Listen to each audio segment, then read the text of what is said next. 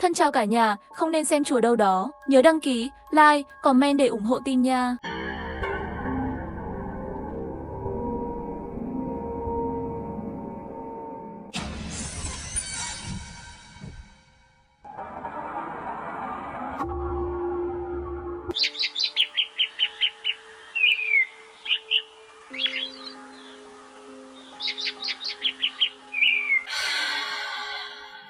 Hai tháng rồi chưa có giao dịch nào. Sau này ăn uống sẽ thành vấn đề.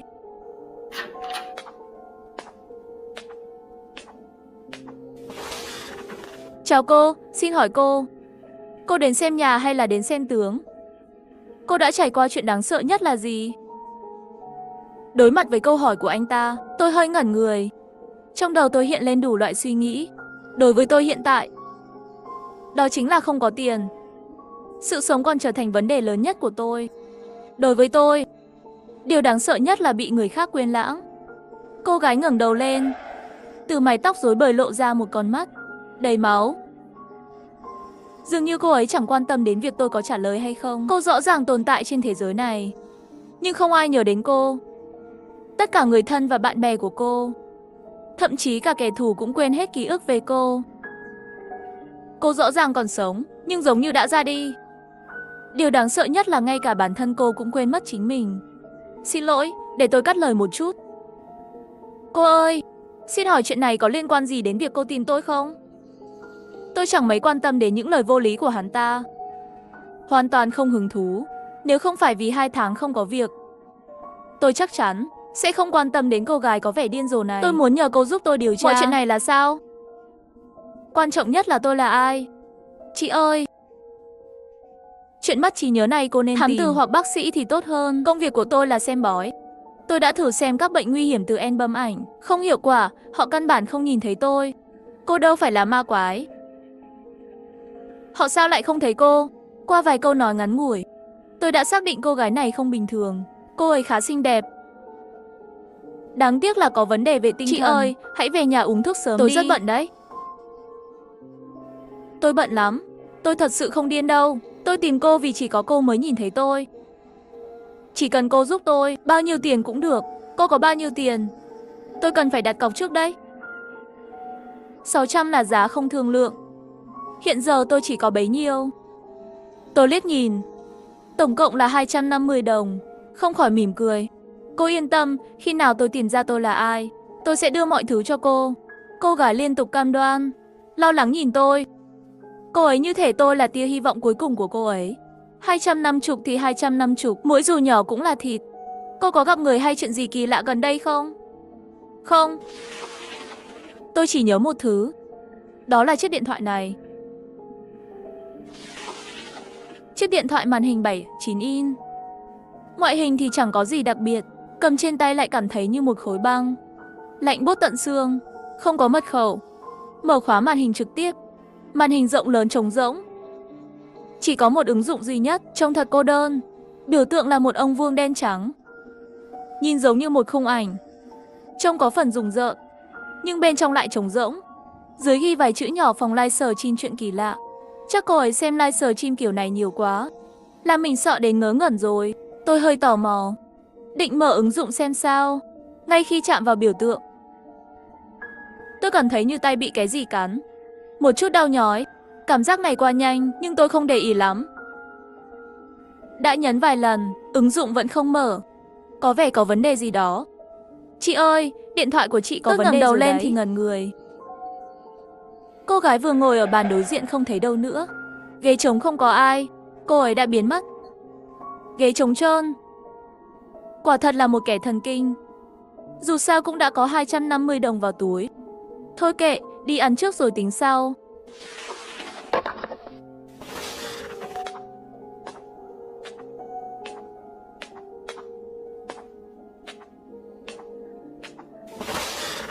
Các cậu nghe nói chưa? Ở quán bánh bao Bát Tiên lại có vụ giết người rồi.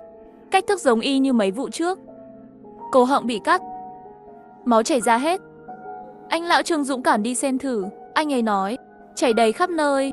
Không chỉ cái chăn trên giường bị ướt, mà cả trên tường và sàn cũng đầy. Ôi trời, đừng nói mấy chuyện máu me như vậy lúc ăn cơm. Cái chuyện cậu kể tôi cũng đã nghe qua. Nghe nói có người trong bánh bao đã phát hiện ra ngón tay người. Không ai dám đến nữa. Quán bánh bao không thể tiếp tục. Cặp vợ chồng già đã biến ngôi nhà thành phòng cho thuê ngắn hạn. Nhưng điều kỳ lạ là mỗi nửa năm lại có một nữ khách trọ bị giết. Nghe nói cô ấy đều có tóc dài đen, mặc váy dài đỏ. Và tất cả đều ở phòng số 4. Về việc phòng cho thuê ngắn hạn, tôi cũng đã nghe qua. Ban đầu tôi còn định đến đó xem phong thủy, dùng bút vàng để quay. Sau đó tôi cũng từ bỏ ý định đó. Bởi vì tôi vài lần lại gần ngôi nhà đó, cảm thấy lạnh lẽo vô cùng. Ban đêm náo nhiệt ồn ào. Nhưng vào cuối ngày, cả khu phố yên tĩnh lại. Đang chuẩn bị đi ngủ, thì bỗng nhiên, trong căn phòng yên tĩnh, bỗng vang lên tiếng rung của điện thoại.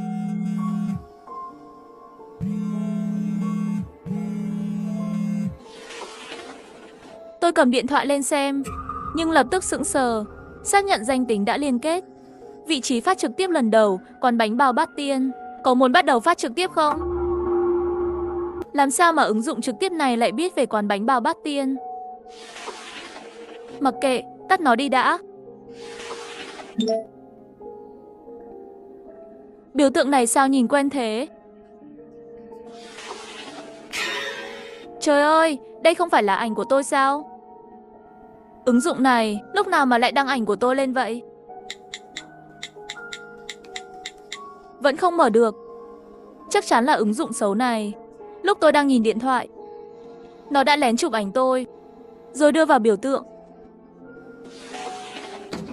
Thật là quá vô sỉ. Vì tiền mà không từ thủ đoạn nào.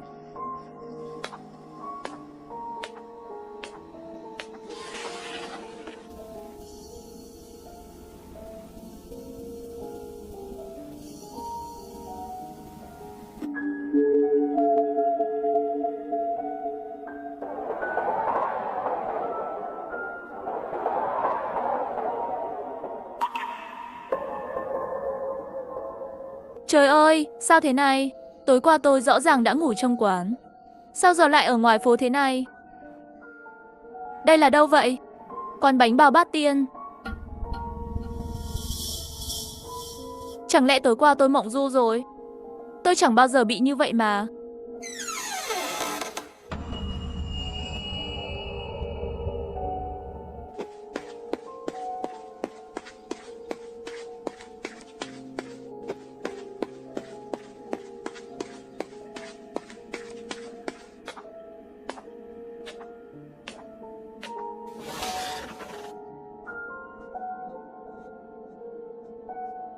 Ký ức cuối cùng tối qua là tôi đắp chăn, nằm trên giường ngủ.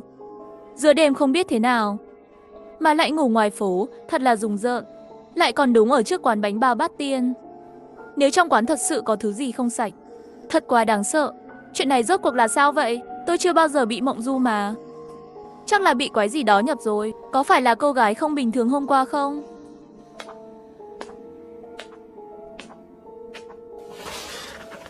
Tiểu Anh nữ. Tôi đoán anh Lão Vương, anh đến lúc nào vậy? Tiểu cô nương, huyệt ấn đường của cô tối lại rồi. Đôi mắt không có thần. Trong 3 ngày tới chắc chắn sẽ có tai họa lớn. Người này cũng là đồng nghiệp trong khu phố này, được coi là tiền bối, nhưng cũng không làm ăn được gì. Anh Lão Vương, chắc anh lại tính sai cho khách rồi. Đến đây tránh nạn rồi phải không? Tiểu cô nương, tôi xem tướng cho cô, sắc mặt u ám. Vận đen đeo bám, đây là điểm xấu. Mặc dù rất nguy hiểm, nhưng vẫn có cách giải quyết. Vì chúng ta là bạn bè. Tôi tuyệt đối không thể ngồi nhìn mà không làm gì. Nếu cô không có tiền, đừng có lừa tôi nhé. Một bữa ăn cũng được. Tôi muốn xem anh có cách gì không. Anh chàng này giống như ma đói đầu thai vậy. Anh ấy ăn một lúc 3 rổ bánh bao. Anh có muốn nói gì không? Giờ có thể nói rồi phải không? Bây giờ nói đi.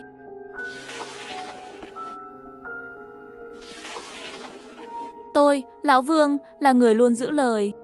Phong ấn này có thể giúp cô giải tai giải nạn. Lão Vương, anh thật biết làm ăn. Mỗi lần có phong ấn là anh lại muốn đổi lấy 3 rổ bánh bao. Tiểu cô nương, đừng có xem thường phong ấn này. Cô có biết phong ấn này có nguồn gốc từ đâu không? Đây là phong ấn trấn linh, do các bậc thầy tu luyện từ năng lượng thiên địa hóa thành, có thể trấn áp tất cả yêu quái ma quái trên thế gian. Trên thế gian hiếm có, tôi cũng chỉ tình cờ biết được phong ấn này và giữ gìn nó suốt bao năm, không nỡ dùng. Chiếc áo hoàng đế này đầy dầu mỡ, không biết là ai đang giải độc. Phong ấn thì vẫn cứ giữ cũng được, sau này có thể bán cho khách, vẫn kiếm được chút tiền. Tiểu cô nương cảm ơn. Trong 3 ngày phải mang theo bên người.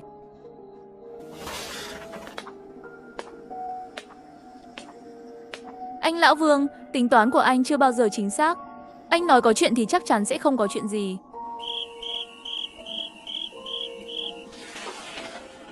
Tối nay ngủ. Hy vọng không giống như tối qua, lại chạy ra ngoài phủ nhé.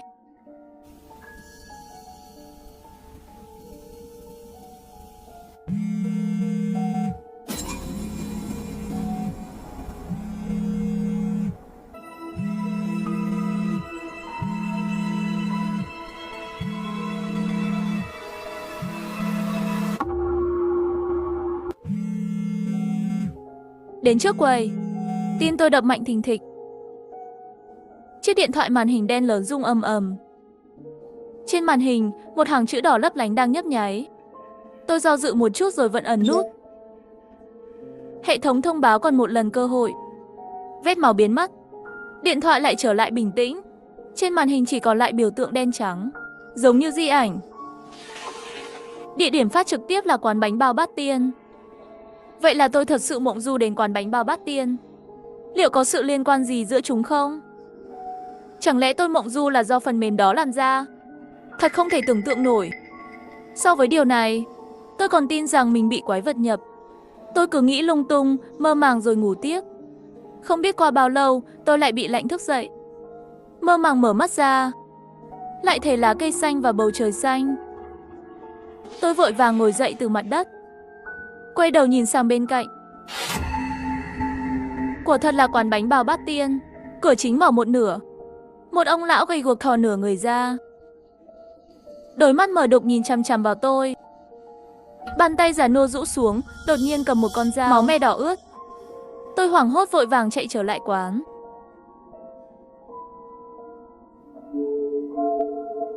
Chuyện này rốt cuộc là sao vậy?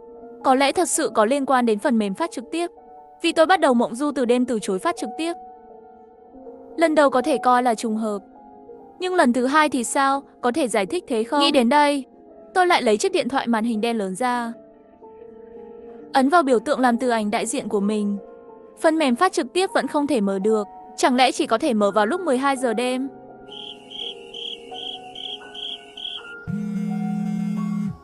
"12 giờ đêm", chiếc điện thoại đen trên quầy đột nhiên rung lên.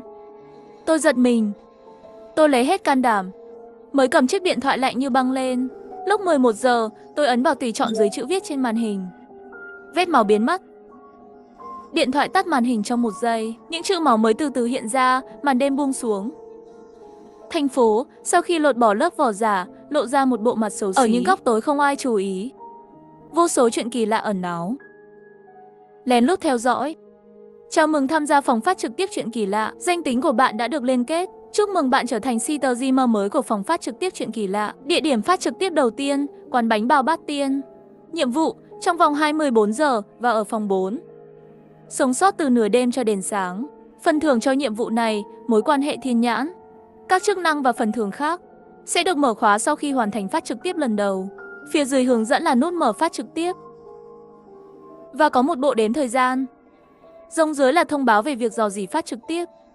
Nếu không phát trực tiếp đúng giờ hoặc phát không thành công, bạn sẽ bị xóa sổ hoàn toàn. Kỹ thuật thiên nhãn này không biết có thật hay không.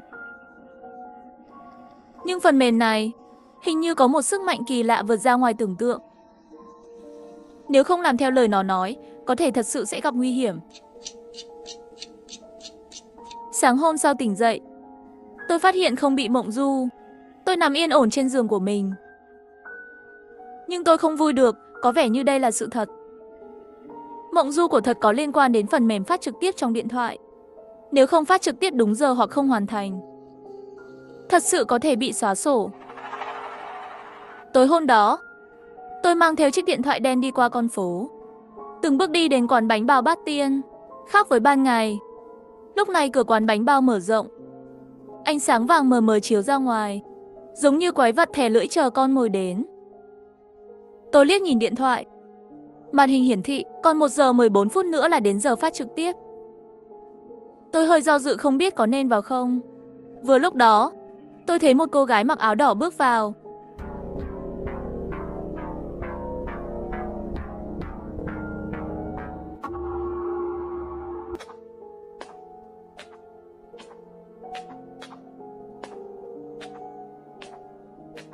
Khi tôi bước vào phòng, cô gái đó đã không còn ở đó nữa.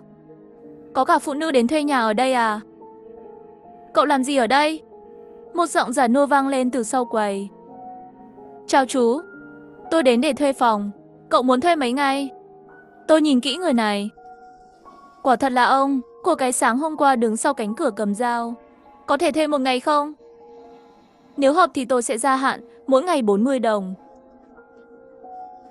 Cậu trả tiền trước đi. Tôi thở phào nhẹ nhõm, lấy 40 đồng đặt lên quầy. Tôi có thể tự chọn phòng không? Được. Ông lão nói xong rồi bước về phía cầu thang. Tôi vội vàng đi theo sau. Tầng 1 vẫn giữ nguyên hình dáng quán bánh bao, chất đầy bàn và khay hấp. Cầu thang lên tầng 2 là một cầu thang đá cũ. Đến tầng 2, tôi lướt qua bảng số phòng, thấy phòng 4 ở cuối hành lang. Tôi quyết định ở phòng này. Tôi giả vờ nói nhẹ nhàng.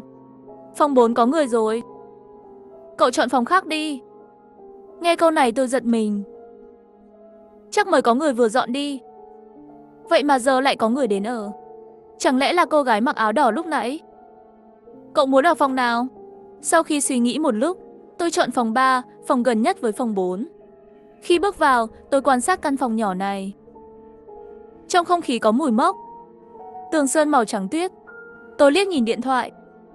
Chỉ còn chưa đầy 1 giờ nữa là đến giờ bắt đầu nhiệm vụ. Tôi phải nhanh chóng thuyết phục cô gái mặc áo đỏ ở phòng 4 đổi phòng với tôi. Cửa phòng 4. Không có ánh sáng nào chiếu ra từ khe cửa. Không có âm thanh nào từ trong phòng. Chẳng lẽ cô ấy đã ngủ rồi? Tôi bối rối đứng ở cửa. Cô lấy hết can đảm gõ cửa. Tiếng gõ cửa vang vọng nhẹ trong hành lang. Trong phòng không có ai trả lời. Chào cô, tôi là khách thuê phòng 3 bên cạnh. Không có ác ý đâu. Chỉ muốn nhờ cô giúp đỡ. Tôi lại gõ cửa thêm vài lần. Phòng 4 vẫn yên lặng. Không có ánh sáng bật lên. Dù có ngủ say, cũng phải bị tôi làm phiền.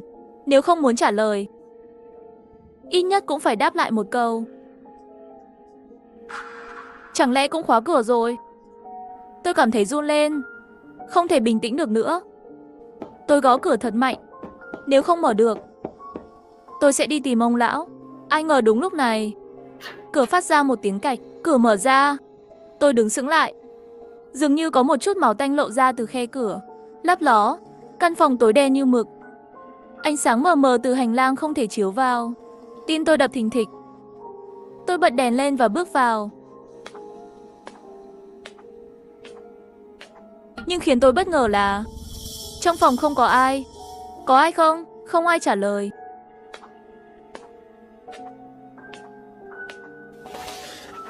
Thôi, không còn thời gian nữa rồi. Nếu cô ấy quay lại, tôi sẽ đưa cho cô ấy chìa khóa phòng 3. Nhưng lúc này tôi không thể suy nghĩ nhiều hơn nữa. Tôi ngồi trên giường, mở chiếc điện thoại màn hình đen lớn. Chỉ còn 10 phút nữa là đến giờ phát trực tiếp. Có nên bắt đầu phát trực tiếp không? Lúc này tôi không còn do dự nữa. Tôi nhấn nút xác nhận.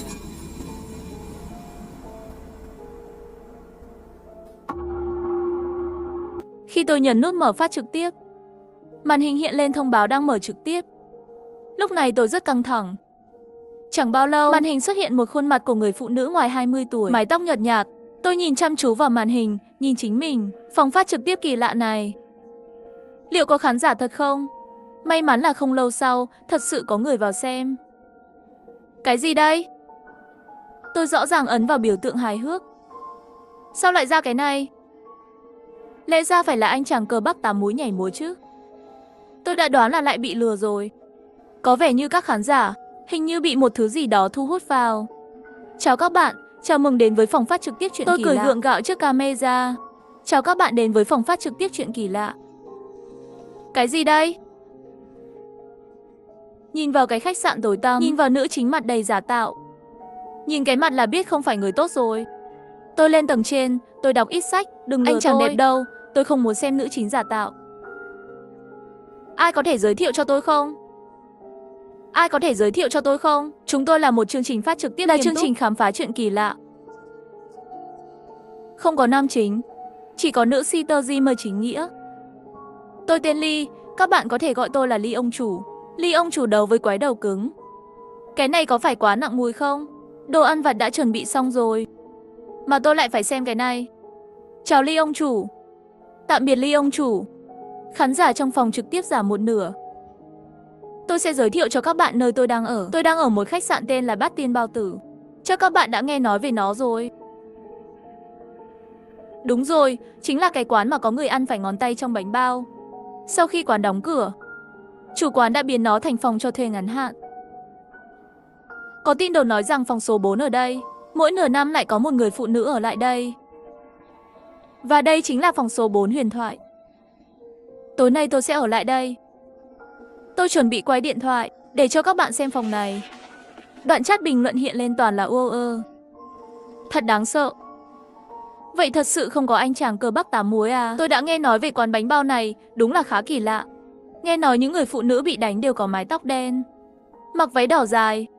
Tôi đoán từ trên lầu xuống rồi. Bạn chính là cái chổi của Ly ông chủ. Tôi không đùa đâu. Tôi trước đây đã sống ở gần đó. Chỉ cần đến gần quán bánh bao đó là tôi đã cảm thấy rùng rợn. Không thể không nói, Citerzimer, bạn thật cũng nghe nói rồi. Thậm chí còn xem được ảnh chụp từ hiện trường. Thật là tồi tệ. Mọi người bây giờ thật là sẵn sàng đánh đổi mạng sống chỉ để vì sự nổi tiếng mà làm bất cứ điều gì. Trong phòng số 4 không có gì bất thường. Sự náo nhiệt trong phòng trực tiếp lúc lên lúc xuống. Tuy nhiên, tôi chẳng bận tâm chút nào. Chỉ hy vọng đêm nay sẽ cứ bình yên như vậy. Vừa lúc đó, sự yên tĩnh trong phòng bị phá vỡ bởi tiếng gõ cửa đột ngột. Thật bất ngờ.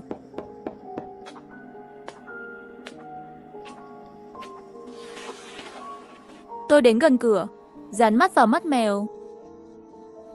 Trước mắt tôi là một người phụ nữ tóc dài đen.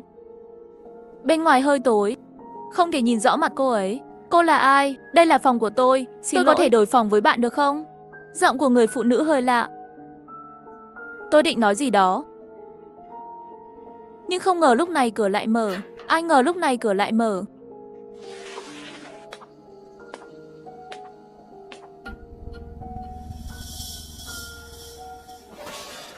Người phụ nữ bước đến giường và ngồi xuống. Trong khi đó, phòng phát trực tiếp đã bùng nổ. Tôi đã nói mà, sẽ có nữ Citerzimer mà. Tóc dài đen, váy dài đỏ.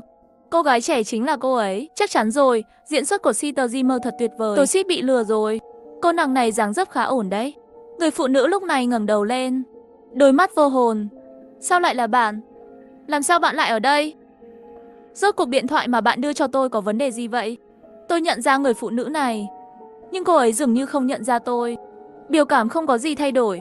Nhanh lên, đóng cửa lại, đừng để cô ấy vào. Nhanh lên, đóng cửa lại. Tôi căng thẳng trong lòng. Nghe kỹ một chút, hình như có tiếng động ở hành lang.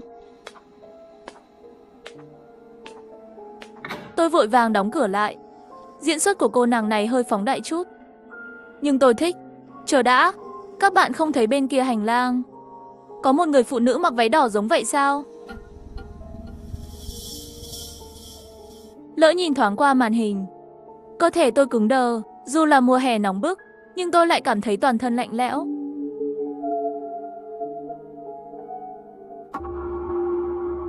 Ngoài kia còn một người phụ nữ mặc váy đỏ. Sao lúc tôi đóng cửa lại không thấy cô ấy?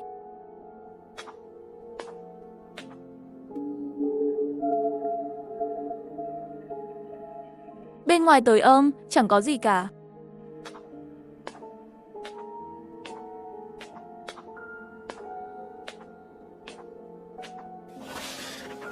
Chúng ta có thể nói chuyện được không? Dù sao thì điện thoại là anh ấy đưa cho tôi. Tôi phải tìm cách moi thông tin từ miệng anh ấy. Đừng mở cửa, anh ấy ở ngoài kia. Người phụ nữ ngẩng đầu lên, giọng nói lạnh lẽo nói. Yên tâm, tôi sẽ không mở cửa đâu. Tôi cố gắng mỉm cười, để mình trông có vẻ thân thiện hơn một chút. Cùng lúc di chuyển ống kính đi, hành động này khiến khán giả không hài lòng, kịch liệt phản đối. Tại sao Shitojima lại thay đổi góc quay? Phải để tất cả cùng xem chứ. Shitojima lại bắt đầu rồi sao? Thật sự là loài thú. Thả cô ấy ra, để tôi đến, tôi không để ý đến họ. Tiếp tục mỉm cười với người phụ nữ, dù đây là lần thứ 2 gặp mặt. Nhưng tôi chưa kịp tự giới thiệu, tôi tên là Lý, bạn có thể gọi tôi là Lý Basi. Còn bạn? Tên bạn là gì? Tôi không biết, vậy gọi bạn là Hồng Tỷ nhé. Hồng Tỷ, ngoài kia có gì đáng sợ không? Tôi không biết. Bạn không biết? Vậy bạn sợ gì? Tôi không biết. Vậy sao bạn lại đến đây? Bạn không biết sao? Bạn không biết Bát Tiên Bánh Bao là nơi như thế nào sao? Tôi không biết tôi đến đây bằng cách nào. Nhưng tôi biết đêm nay tôi nhất định phải ở đây. Nếu không, sẽ có chuyện đáng sợ xảy ra. Ở đây mới đáng sợ đấy. Vậy bạn có biết phòng 4 đã xảy ra chuyện gì? Tôi không biết là ông chủ của căn phòng này đã cho tôi ở. Ông chủ ở đây cho bạn ở phòng 4. Nhìn vẻ mặt mệt mỏi của ông ấy, chắc chắn là không hỏi được gì nữa rồi. Lúc này, trong phòng líp lại bắt đầu tràn ngập tin nhắn. Shitojima sao vẫn chưa hành động? Tôi đợi đến héo hoa rồi. Lý Basi, rốt cuộc là bạn có làm được không? Không làm thì nói sớm đi, đừng làm mất thời gian của tôi. Nhìn những tin nhắn chạy qua trên màn hình, bất chợt tôi nghĩ ra điều gì. Hình ảnh mà người xem thấy là qua điện thoại quay, nhưng tôi nhìn bằng mắt của mình. Nói chính xác thì hai thứ này không phải là cùng một hình ảnh. Chẳng lẽ chiếc điện thoại này có thể quay được những thứ mà mắt người bình thường không nhìn thấy?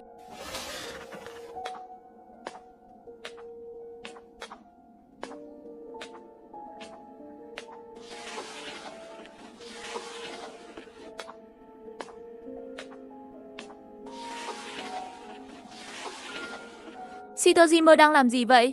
Cái góc quay này làm tôi chóng mặt. Chẳng lẽ Shitojima đang kiểm tra xem trong phòng có camera không? Kinh nghiệm như vậy chắc chắn không phải là người tốt. Ở trên đó, bạn có phải là ngốc không? Chính anh ta cũng đang live stream mà. Còn quan tâm xem có camera không? Anh ấy đến rồi. Ai đến? Những người phụ nữ ngoài kia. Hồng Tỷ đã sợ đến mức run rẩy. Ngay lúc này, đèn trong phòng bỗng tắt. Hồng Tỷ. Tôi gọi một tiếng, không có đáp lại. Tôi ép bản thân phải bình tĩnh, chỉ tay điện thoại vào cửa phòng, chăm chú nhìn màn hình điện thoại. Lúc này màn hình vẫn rất bình thường. Diễn xuất kém cỏi này, thật sự còn kém hơn tôi nữa. Thật nhàm chán, tôi có chút hối hận rồi. Tại sao tôi phải nhìn đến giờ này? Liệu có thật sự có thứ gì đó không? Bầu không khí này khiến tôi hơi sợ sợ. Không có tâm trí để lo lắng về những gì họ nghĩ. Tôi chăm chú nhìn màn hình, sợ thật sự có thứ gì đó chui vào. Ngay lúc này, đột nhiên nghe thấy một tiếng tách. Cánh cửa phòng phức tạp lại bị mở ra. Tôi nín thở, chỉ thấy trên màn hình điện thoại một bàn tay nhợt nhạt, mảnh mai chui vào, nắm lấy cánh cửa.